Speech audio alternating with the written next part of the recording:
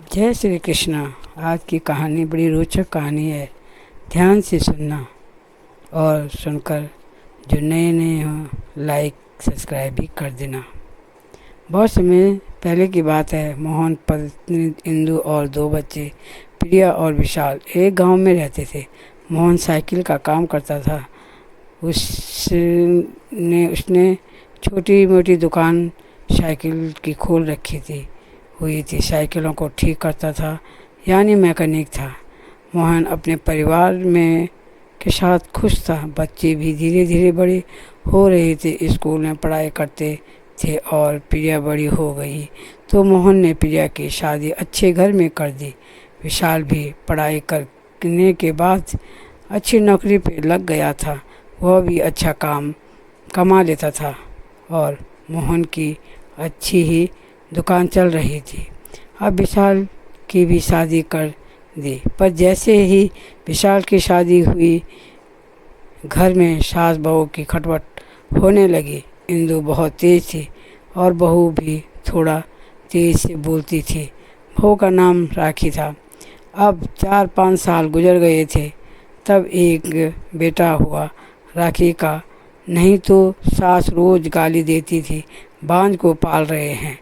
अब बेटा हुआ तो थोड़ा शांत हो गई, पर घर में कलेश ही रहता था। एक दिन मोहन ने इंदु से कहा, इंदु, तुम बहू के साथ क्यों लड़ती हो? इंदु बोली, बहू मेरा कहना नहीं मानती है, हर समय अपनी मनमानी करती रहती है। मोहन ने कहा, बहू को अपने हिसाब से काम करने दो, बहू से ज़्यादा मत बोलो। बहू समझदार है, वो अपने आप घर को संभाल लेगी। पर इंदु कहाँ मानने वाली थी। इंदु को तो लड़ाई करने से मतलब था। विशाल भी माँ की ही सुनता था। जैसे माँ कहती थी वैसे वो करता था। राखी के घर पर एक छोटा भाई था, वो गूंगा था। सास हर दम सुनाती रहती, भाई गूंगा है। तब बहू ने कहा कि मेरा भाई गूंगा है, पर आपके घर पे है, आपका क्या कर रहा है? राखी ने कहा, आप उसके पीछे क्यों पड़े हुए हो? मेरे भाई ने आपका क्या बिगाड़ा है? पर राखी का बेटा भी 5 साल का हो गया था। उसका नाम जोजो था।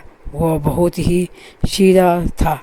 दादी उसको माँ भी नहीं कहने देती, वह भी दादी का ही कहना मानता था। अब राखी की लड़की हो गई थी, पर दादी खुश नहीं थी। पर विशाल बहुत खुश हो गया था, क्योंकि एक लड़का एक लड़की हो गए थे, परिवार बन गया था। पर सारी परिवार की डोर दादी के हाथ में थी। दादी जैसा कहती वैसा ही होता। घर में धीरे धीरे समय कटता गया, पर झगड़े चलते रहे। एक दिन हद ही हो गई। सास ने बहू को घर से निकाल दिया। लड़की भी माँ के साथ चली गई, पर विशाल कुछ न बोला। वह चुपचाप देखता रहा। माँ के सामने उसकी हिम्मत नहीं हुई कि अपनी पत्नी और लड़की को रोक लो। जब बहू को निकाला तब जो घर में नहीं था, पर माँ और बेटी घर से चले गए। चलते चलते एक जंगल में चले गए। वहाँ एक पहाड़ी के नीचे रात गुजारी। सुबह फिर नदी के किनारे आए। तब माँ ने लड़की से कहा, मैं कुछ जंगल से कुछ फल होंगे खाने के लिए लाती हूँ, अगर कोई फल मिल जाता है तो। तब लड़की ने नदी के किनारे रेत का शिवलिंग बनाया। इतना सुंदर शिवलिंग बनाया। लड़की का नाम शीतल था। शीतल नदी के किनारे गई और सुंदर सुंदर फूल लेकर आई। उसने शिवलिंग के पास इतनी सुंदर रंगोली बनाई, ऐसा लग रहा था मानो शिव भगवान वहीं पर विराजमान हो गई और ओम का जाप कर रही थी लड़की। तब तक माँ जंगल से फल लेकर आई तो दोनों ने फल खाए। अब सोच रहे थे रात कहाँ रहेंगे। तब तक एक बकरी चराने वाला दूर दूर से आते देखा। शीतल ने जोर से चिल्लाई, मेरे भगवान शिव यहाँ पर बैठे हैं, इधर से बकरियाँ मत लाना। बकरी चराने वाले बुजुर्ग ने अपनी बकरियां दूसरे रास्ते से निकाली और अपने आप उस लड़की के पास आया और बोला, तुम कौन हो और कहाँ से आए हो? शीतल बोलने वाली थी, तब तक माँ ने मना कर दिया। फिर बकरी चराने वाले ने अपना नाम शिवराम बताया। शिवराम सोचने लगा, मैंने इन्हें अपने गांव में कभी नहीं देखा, फिर कहाँ से आए होंगे। शिवराम का मन नहीं मान रहा था। वह फिर उसके पास गया और पूछा, तुम कौन हो और कहाँ से आए हो? तुम इस गांव के तो नहीं लग हो, बोलो कहाँ से आए हो? तब राखी ने कहा, पास के गांव से आए हैं और अब हमारे पास रहने के लिए घर नहीं है। कल रात हम जंगल में रहे, पर आज कहाँ जाएंगे पता नहीं। शिवराम ने पूछा, तुम्हारा घर कहाँ है? राखी बोली, हमें घर से निकाल दिया है घर वालों ने।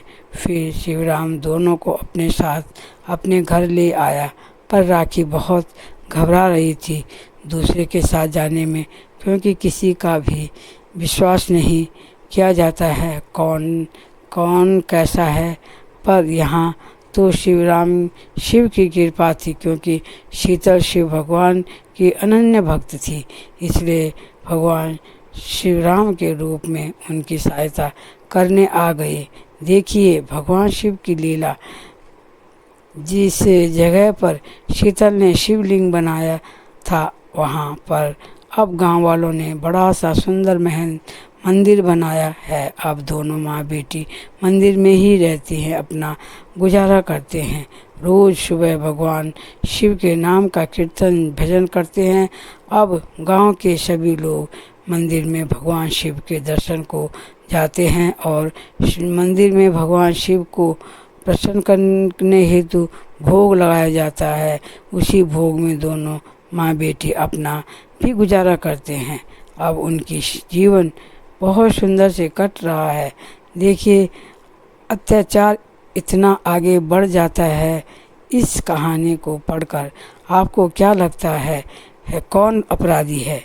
जबकि पति को पत्नी का साथ देना चाहिए, क्योंकि वह उसके साथ फेरे लेकर अपने घर लाता है और उसका साथ नहीं दिया। यह कैसा न्याय है? जब अपने ही दुश्मन बन जाते हैं तो किसी का क्या दोष है? तब भगवान उनका सहारा बन जाता है। हमारी कहानी पढ़ने वालों का बहुत बहुत शुक्रिया। कहानी कैसी लगी कमेंट ज़रूर करना। चैनल पर नए हो तो लाइक और सब्सक्राइब भी करना। फिर मिलते हैं अगली कहानी में।